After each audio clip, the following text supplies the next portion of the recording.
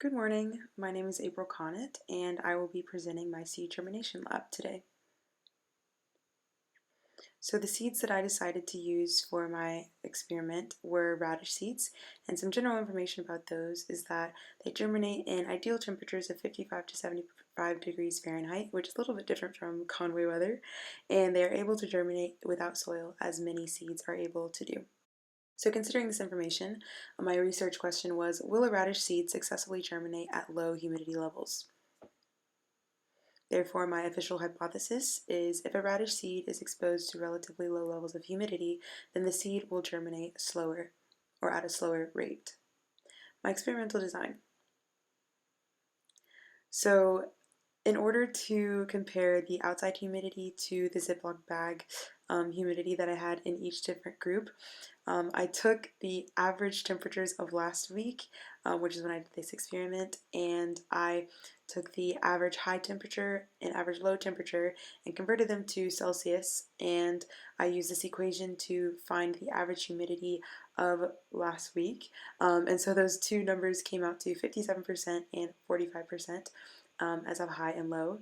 And obviously I didn't have a hydrometer or hygrometer to measure the humidity within the systems, so these are just the humidities of the outside levels, but it is safe to assume that the varying levels of water that I had in the towels, which we will see in a little bit, did vary the levels of humidity in each bag. So the three separate groups. Each group had 3 seeds in a trough in a bag, which also had a paper towel in the bag. But my control group only had 3 seeds in a trough, which had 1 teaspoon of water. My first experimental group had 3 seeds in a trough with 1 teaspoon of water and a paper towel holding 25 milliliters of water. And my second experimental group had 3 seeds in a trough with 1 teaspoon of water with a paper towel holding 50 milliliters of water. So I did vary the levels of water in the paper towels. So my control group. As you can see, these seeds scarcely germinated compared to group 2, which we will see in a little bit, but it does appear that the part of the seed did separate from its small sprout. Maybe a gust of wind flew by a little bit or something, but there is a little bit of a sprout in one of these seeds.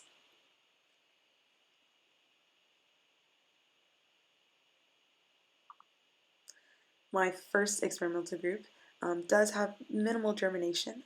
We can only assume that the seeds reached imbibition since they have a filmy bubble of water surrounding each of them.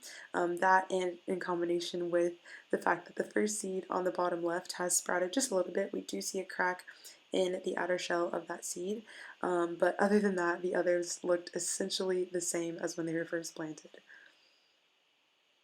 My second experimental group was by far the most germinated. All of the seeds entered their first stages of growth and all have sprouted and are showing their cotyledon.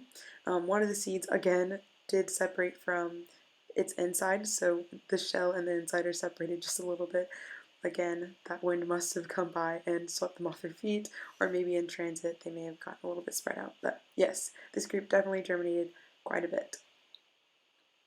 Now, if you were looking closely in my separate group slide, you would notice that there was a fourth bag. It's technically not an experimental group since I did change the control variable.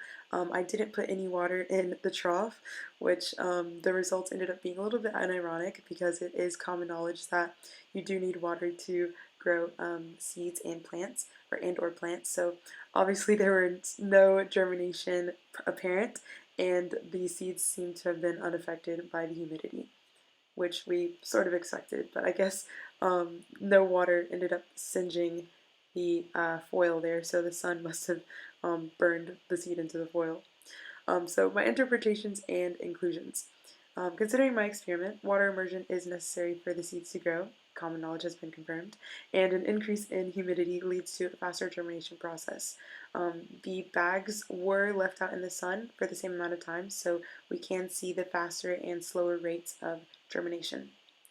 So if I were to do this experiment again, I would add more experimental groups with more varying amounts of water held in the paper towel, and I would allow the Ziploc bags, the environments holding the contents of each group, to hold more air. Thank you.